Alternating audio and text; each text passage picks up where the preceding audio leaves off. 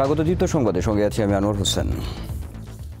রমজান মাসের শুরু থেকেই পর্যটক শূন্য কুয়াকাটা সমুদ্র সৈকত। দীর্ঘ 22 কিলোমিটার সৈকতে এখন প্রকৃতি সেজেছে আপন রূপে। ঈদের পর পর্যটকরা সৈকতকে নতুনভাবে আবিষ্কার করবে বলে মনে করছেন পর্যটন সংশ্লিষ্টরা। পটুয়াখালীর পর্যটন কেন্দ্র কুয়াকাটার চর গঙ্গামতী সৈকত এটি। যতদূর চোখ যায় ধুধু বালুচরের উপর বিশাল এলাকা জুড়ে সাদার আস্তরণ।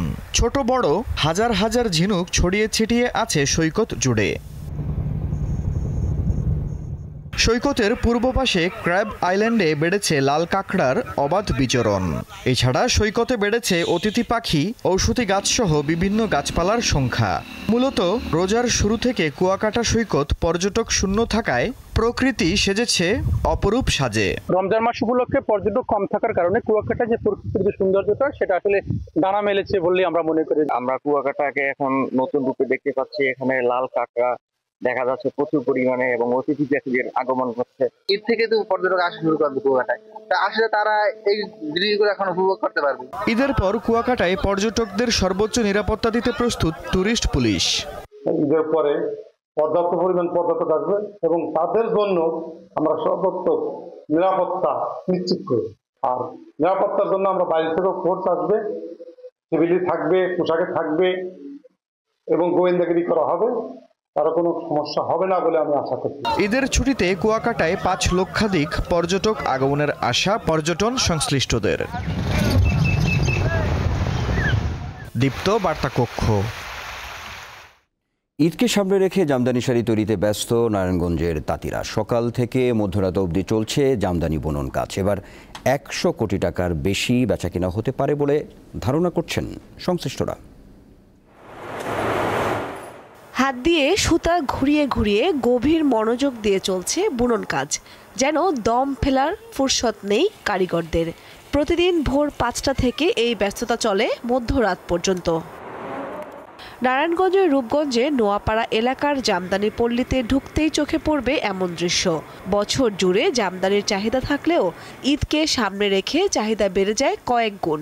জামদানি মার্কেটে মোটামুটি এবার বেচা কিনার আমরা ভালো একটা আশা করি। বেচা কিনে মোটামুটি পাইকারি ভালোই করছি, কিন্তু খুচরা কাস্টমার আমাদের এখানে আসায় খুব কমই আসা যাওয়া করতেছে। বর্তমানে ইন্ডিয়ান বদ্ধ করার পর থেকে মানে বাংলাদেশের এই জামদানি 2 পিস, জামদানি 3 পিস, জামদানি শাড়ি মোটামুটি বেশ ভালো বেচা কিনা আছে। ফুল তেরসি, ছিটার তেরসি, ছিটার জাল, সুই জাল, হাঁটু ভাঙা, পার্টির জাল, গোলাপ, জুই, শাপলা ফুল সহ শতাধিক বুননের নামে জামদানি তৈরি হয় এই পল্লীতে। এসব শাড়ির দাম 30,000 থেকে 2 লাখ টাকা পর্যন্ত হয়ে থাকে। একটি শাড়ি বুনতে সময় লাগে প্রায় 1 সপ্তাহ থেকে 6 মাস পর্যন্ত। আমার কাছে সর্বনিম্ন 10,000 থেকে শুরু করে 1 লক্ষ, 1.5 লক্ষ এরকম। আরো সামনে আরো বাড়বে। আর আমাদের 800 টাকার থেকে 2.5 লাখ টাকা পর্যন্ত আমাদের আমদানি আছে। এই শিল্পকে যদি আমরা বাঁচিয়ে রাখতে চাই, শুধু তাহলে এই দেশের মার্কেটের দিকে তাকালে হবে না, আমাদের বিদেশের মার্কেটও খুঁজতে হবে। এবং আমাদের এই জন্য আমরা একটা রিসার্চ উইং করার চেষ্টা করছি যে যারা বিদেশের মার্কেটে জামদানি শিল্প কেমনভাবে ঢুকতে পারে, কি কি পণ্য জামদানি থেকে তৈরি হতে পারে, কি ধরনের পণ্য যেটি বিদেশের মার্কেটে জনপ্রিয়তা পাবে, সেই বিষয়ে একটি কার্যক্রম শুরু হয়েছে। বাহারি জামদানি শাড়ি কিনতে প্রতিদিনই দূর দূরান্ত থেকে পল্লীতে ছুটে আসেন ক্রেতারা। দীপ্ত বার্তা কক্ষ। আন্তর্জাতিক প্রসঙ্গ। অপেক্ষার অবসান। 286 দিন মহাকাশে কাটিয়ে পৃথিবীতে ফিরলেন নাসার নভোচারী সুনিতা এবং বুচ। বাংলাদেশ সময় বুধবার ভোর 3:57 ইলন মাস্কের সংস্থা স্পেস এক্সের মহাকাশযান ফ্লোরিডার সমুদ্রে অবতরণ করে। এর আগে শুক্রবার তাদের ফিরিয়ে আনতে ফ্লোরিডার কেনেডি স্পেস সেন্টার থেকে একটি মিশন পাঠায় নাসা ও স্পেস এক্স। 17 ঘন্টার জার্নি শেষে বুধবার ভোরে তারা নিরাপদে ফিরে আসে। সুনিতা ও বুচ গত বছরের জুন থেকে আন্তর্জাতিক মহাকাশ কেন্দ্রে আটকে ছিলেন। 2024 সালের 5 জুন তারা মহাকাশে মাত্র 8 দিনের জন্য গেলেও বোয়িংয়ের স্টারলাইনার মহাকাশে ত্রুটির কারণে তারা মহাকাশ কেন্দ্রে আটকা পড়েন। এক রাতেই ফিলিস্তিনের গাজায় ইসরায়েলের হামলায় নিহত হয়েছেন 4 শতাধিক মানুষ আহত হয়েছেন, আরও শত শত ফিলিস্তিনি। এছাড়া হামলায় ধসে পড়া ভবনের নিচে আরও অনেক মানুষ আটকে আছেন।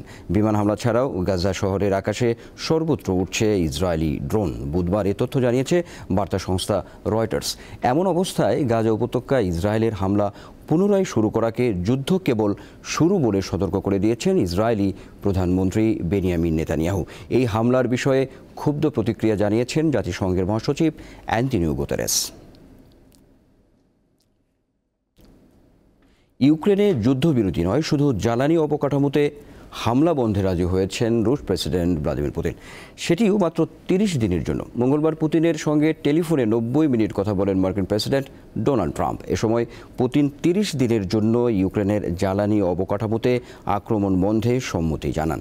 ক্রেমলিন জানিয়েছে কৃষ্ণ সাগরে জাহাজ চলাচলের নিরাপত্তা নিয়ে খুব দ্রুত আলোচনা শুরু হবে। পাশাপাশি বুধবার রাশিয়া এবং ইউক্রেন যুদ্ধবন্দী বিনিময় করবে। এদিকে ইউক্রেনের প্রেসিডেন্ট ভলোদিমির জেলেনস্কি বলেছেন তার দেশ 30 দিনের জন্য জ্বালানি অবকাঠামোতে হামলা বন্ধের প্রস্তাবকে সমর্থন করবে। পুতিন জানিয়েছেন ইউক্রেনকে বিদেশি সামরিক সাহায্য এবং গোয়েন্দা তথ্য ভাগাভাগি বন্ধ হলেই কেবল এই যুদ্ধবিরতি কার্যকর হবে। খেলার খবর। জাতীয় ফুটবল দলের সঙ্গে যোগ দিতে ঢাকায় পৌঁছেছেন ইংলিশ প্রিমিয়ার লিগ তারকা হামজা চৌধুরী। মঙ্গলবার রাত 9:30টার দিকে শাহজালাল আন্তর্জাতিক বিমানবন্দরে পৌঁছান তিনি। বাংলাদেশের নাগরিকত্ব পাওয়ার পর এবারই প্রথম দেশে পা রেখেছেন হামজা। এর আগে লন্ডন থেকে সিলেট হয়ে গ্রামের বাড়ি হবিগঞ্জে যান হামজা। গ্রামের বাড়িতে 26 ঘন্টা বেড়ানো শেষে ঢাকার উদ্দেশ্যে রওনা দেন হামজা। এএফসি এশিয়ান কাপ বাছাইয়ে শিলংয়ে ভারতের বিপক্ষে 25 মার্চ বাংলাদেশের জার্সিতে মাঠে নামবেন হামজা চৌধুরী। বৃহস্পতিবার সকালে ভারতের উদ্দেশ্যে উড়াল দেবে বাংলাদেশ দল।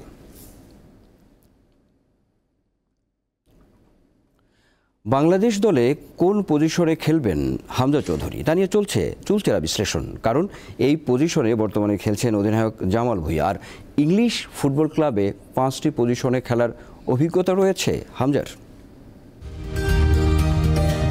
নিজ ঘরে দারুণ সময় কাটাচ্ছেন হামজা চৌধুরী। বাংলাদেশের জার্সিতে অভিষেক ম্যাচে হামজা জার্সি নম্বর 8। এই জার্সি এর আগে বাংলাদেশ দলে পড়েছেন চন্দন রায়, মামুনুল ইসলাম, এনামুল হক ও সাদুদ্দিন। জার্সি নম্বর ঠিক হলো শেফিল্ড ইউনাইটেডের এই তারকা কোন পজিশনে খেলবেন এটা এখনো স্পষ্ট নয়। মূলত ডিফেন্সিভ মিডফিল্ডার হিসেবে বেশি পরিচিত হলেও হামজা তার ক্যারিয়ারে খেলেছেন আরো কয়েকটি পজিশনে। Central midfield, right back, left back, centre back ও উইঙ্গার হিসেবেও তার রয়েছে খেলার অভিজ্ঞতা।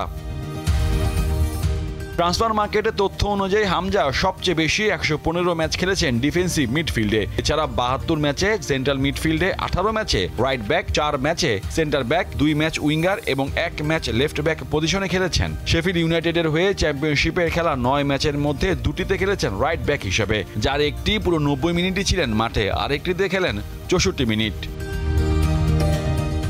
বাংলাদেশ দলের ডিফেন্সিভ মিডফিল্ডে আছেন অধিনায়ক জামাল ভুঁইয়া। একই পজিশনে খেলেন পাপন সিং ও মোহাম্মদ হৃদয়। ফলে হামজাকে সেই পজিশনে খেলাতে চাইলে দল গঠন নিয়ে নতুন করে ভাবতে হবে। সেন্ট্রাল মিডে খেলার অভিজ্ঞতাও আছে হামজা। তবে হামজাকে নিয়ে কোন পরিকল্পনা সাজিয়ে রেখেছেন কাবরেরা তা জানা যাবে 25 মার্চ ভারতের বিপক্ষে এএফসি বাছাই পর্বের ম্যাচের দিন। মোহাম্মদ হাসিব, দীপ্ত স্পোর্টস, ঢাকা। দর্শক, এই ছিল এখনকার মতো। আমাদের পরের সংবাদ বেলা 2টায় দেখার আমন্ত্রণ রইল। আর সর্বশেষ তথ্য বিনোদনের সব খবর জানতে আপনিও যুক্ত থাকুন দীপ্তর ডিজিটাল প্ল্যাটফর্মগুলোতে। ধন্যবাদ সবাইকে।